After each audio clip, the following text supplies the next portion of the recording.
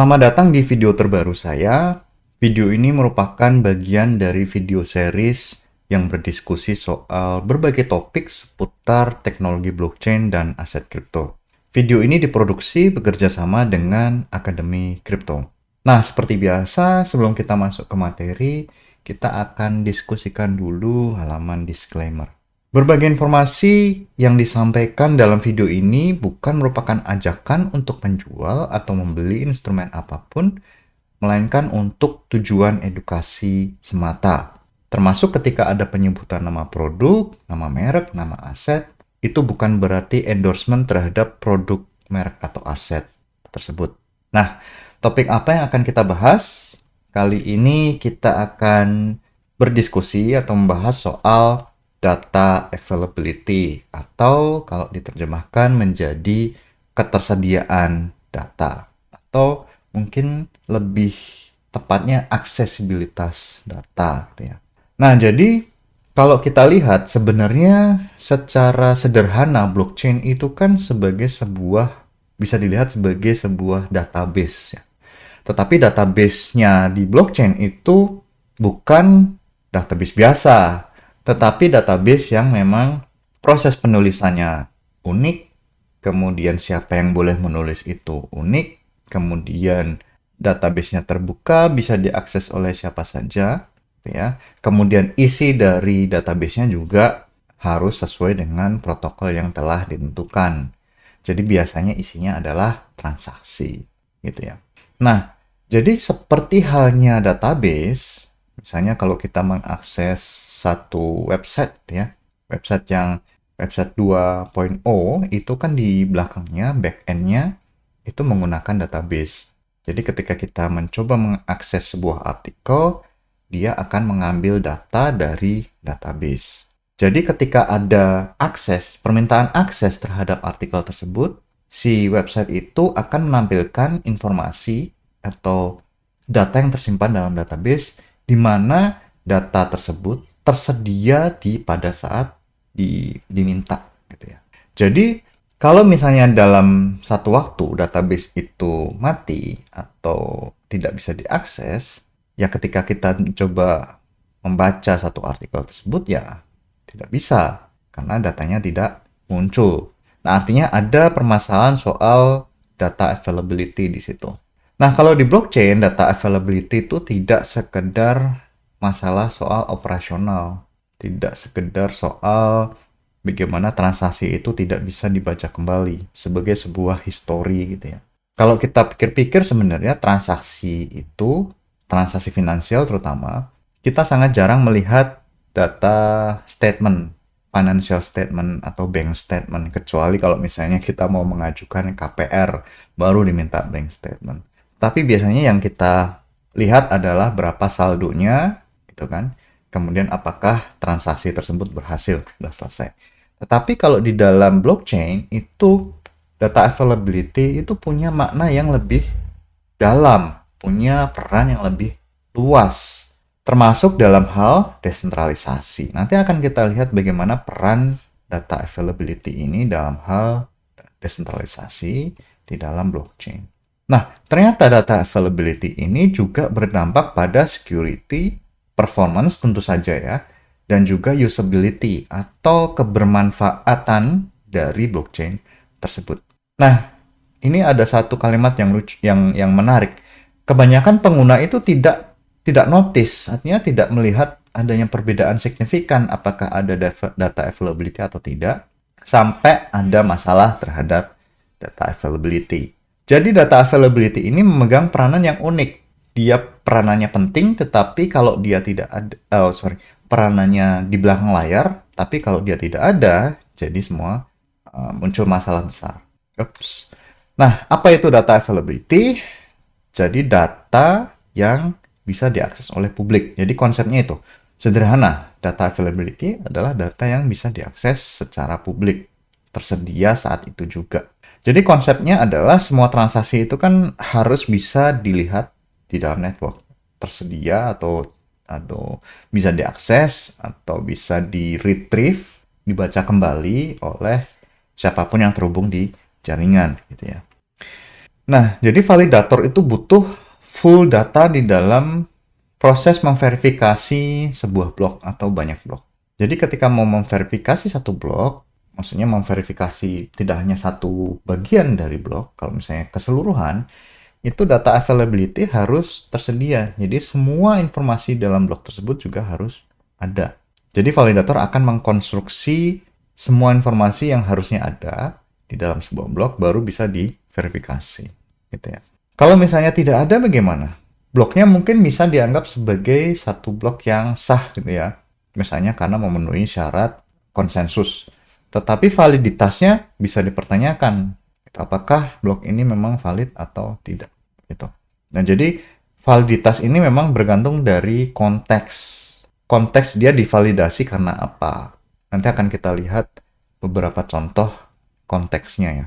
Mengapa data availability itu penting yang berhubungan dengan keamanan blockchain tersebut. Nah, kenapa kritikal? Nah, alasannya kenapa data availability itu penting? Karena dia mengamankan jaringan dari fraud. Jadi misalnya ada satu pihak yang mencoba untuk berbuat curang gitu ya, atau berbuat malicious, atau kalau kita pernah bahas itu bertindak seperti Byzantine. Byzantine itu kan satu pihak itu malicious tetapi tidak rusak. Artinya dia mengeluarkan output yang salah tetapi si sistem tersebut atau si pihak tersebut tidak mati.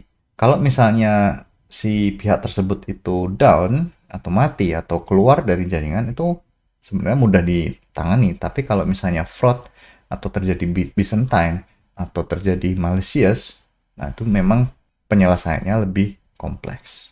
Nah, jadi si data availability ini memang penting untuk mendukung smart contract dan decentralized application gitu ya.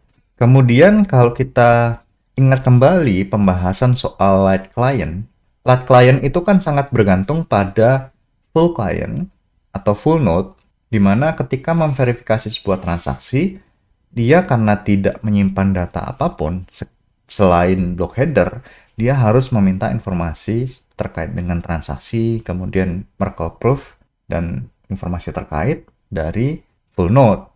Jadi data availability-nya itu harus disediakan oleh full node supaya bisa dikonsumsi oleh si light client gitu ya. Supaya bisa memverifikasi secara trustless. Jadi data yang diambil dari full node tadi akan diverifikasi berdasarkan informasi block header yang dimiliki. Jadi kalau misalnya datanya tidak bisa diakses ya ada potensi resiko di situ. Jadi hidden risk. Apa yang terjadi kalau data tidak tersedia? Pertama, validator tidak bisa memvalidasi blok secara penuh. Jadi bloknya mungkin bisa divalidasi sebagian, gitu ya, atau beberapa transaksi saja yang bisa divalidasi, sementara validasi penuh tidak bisa dilakukan. Kemudian light client tidak bisa beroperasi secara aman. Light client mungkin masih bisa jalan, masih bisa mengirim transaksi, menerima transaksi, tetapi tidak bisa secara aman. Tidak bisa memvalidasi apakah transaksi ini memang sudah sah terkirim dalam blockchain atau belum. Kemudian jaringan juga kemungkinan menerima data yang invalid. Kenapa? Karena datanya tidak bisa diverifikasi berdasarkan itu, data availability atau data yang seharusnya ada. Kemudian censorship dan manipulasi. Kalau datanya tidak tersedia, ada potensi ini memang transaksi yang disensor. Tidak kelihatan nih sebenarnya dikirim dari mana ke mana atau isinya apa, censorship.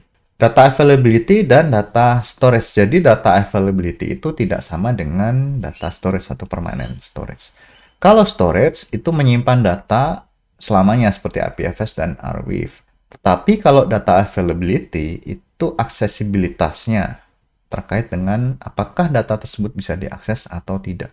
Karena kalau kita hanya simpan di IPFS, tidak kita pin, itu datanya bisa di-prune atau dihilangkan atau dihapus. Jadi data availability dan data storage itu masing-masing penting, tetapi memang menyelesaikan persoalan yang berbeda. Ketika kita punya data storage, simpan di IPFS, datanya mungkin permanen, tetapi apakah tersedia sewaktu-waktu? Mungkin tidak. Nah, peran dari full node dan light client. Ini mungkin sudah dibahas beberapa perannya di beberapa video sebelumnya.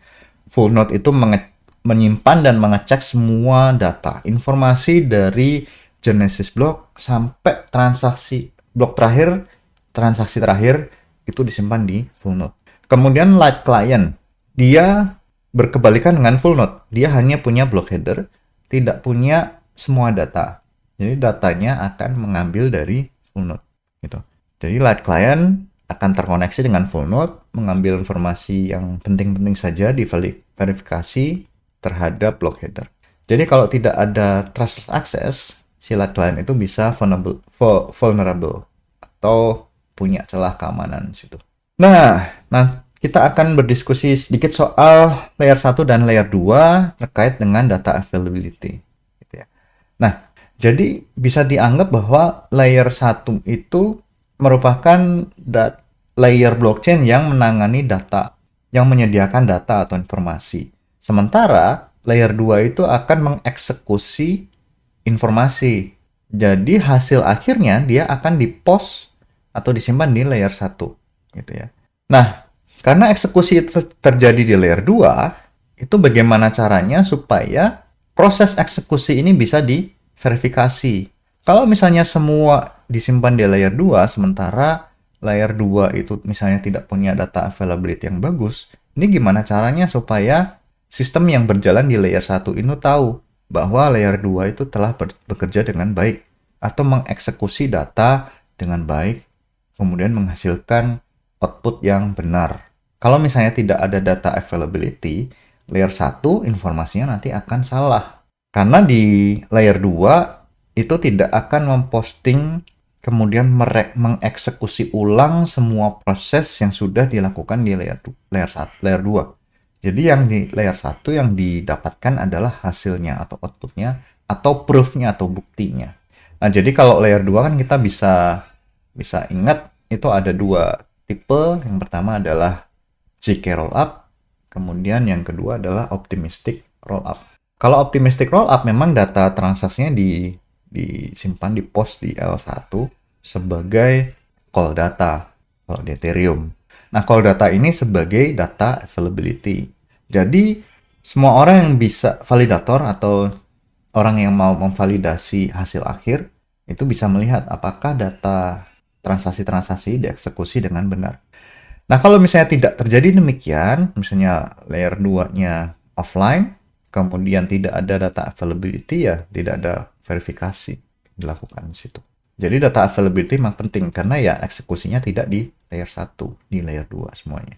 Nah, tipe serangan terkait dengan data availability, misalnya malicious actor atau hackernya itu ya, mempublikasi block header saja. Kemudian data aslinya tidak dipublikasikan, ditahan. Kemudian node-node yang jujur itu tidak bisa memvalidasi block. Kemudian dia kelihatan valid tetapi bisa menyembunyikan fraud. Jadi kemungkinan ada informasi di dalam sebuah blok tersebut yang ditahan oleh si aktor tadi itu yang kurang tepat. Meskipun bloknya kelihatan sah gitu ya. Misalnya berdasarkan hasil mining. Tetapi kalau misalnya block header-nya kelihatan cocok, tetapi dalamnya mungkin ada yang nggak pas, itu kan tidak bisa divalidasi. Nah, solusinya apa? Kalau rollup, itu maksa data supaya diposting di on-chain, yang kalau optimistic rollup itu diposting sebagai call data atau diposting sebagai block. Bisa menggunakan data availability sampling atau DAS. Ini satu teknologi yang sedang digodok ya dalam proses penggodokan di Ethereum. Kemudian ada data availability committee atau komite ketersediaan data. Kemudian bisa juga menyimpan data di dalam jaringan desentralistik. Kemudian salah satu opsi juga ada data availability service. Misalnya yang muncul di eigen layer itu ada beberapa data availability service. Layer 2 misalnya rollup. Nah, data availability sampling ini apa? Light client mengecek data secara random. Jadi bagian-bagian data dicek secara random. Kemudian disampling. Jadi kalau misalnya banyak klien itu bisa mensampling secara sukses, jadi bisa dianggap bahwa data itu tersedia. Jadi misalnya ada banyak node, dia sampling acak saja bagian-bagian data yang berbeda. Kalau misalnya cocok, sah atau betul semua, kemungkinan ya peluang si data itu tersedia itu makin besar. Jadi keuntungan dari DAS adalah supaya tidak perlu mendownload semua informasi dalam blog. Jadi dia akan menyelesaikan persoalan soal skalabilitas dalam verifikasi, dalam proses verifikasi informasi di dalam blog. Itu DAS. Nah, kemudian ada beberapa project yang mencoba untuk menyelesaikan persoalan soal data availability ini. Ada Celestia, khusus chain untuk data availability. Kemudian Dansarding, itu DAS-nya di bawah Ethereum, sedang diproses. Kemudian ada Polygon Avail, untuk data layer khusus layer 2. Kemudian EigenDA, itu yang Eigen layer tadi yang saya sampaikan, itu roll up data availability solution. Jadi solusi data availability untuk layer 2 yang berbasis roll up. Nah, tantangan dari dan trade-off, kalau posting full data dalam on-chain itu mahal, kemudian off-chain data itu butuh trust assumption atau asumsi bahwa si poster atau si penyimpan data itu harus dipercaya. Kemudian scalability dan decentralization lawan security. Jadi mau scalable atau decentralization atau security. Ini kan blockchain trilemma gitu ya. Jadi ternyata terjadi juga di data availability. Kemudian tidak ada silver bullet. Jadi solusinya ya macam-macam terkait dengan bergantung pada studi kasus atau kasus per kasus. Nah, summary kesimpulannya, jadi data availability itu memastikan network trust, kemudian melindungi user, terutama live client, kemudian faktor utama untuk layer 2 dan roll up. Jadi data availability sangat berperan untuk layer 2 dan roll up. Kemudian kalau misalnya kita bisa menyelesaikan data availability, itu skalabilitas blockchain bisa juga dipercepat atau sebagian permasalahan terkait dengan skalabilitas itu bisa diselesaikan. Nah, sampai di sini pembahasan kita kali ini. Sampai jumpa di video berikutnya. Terima kasih.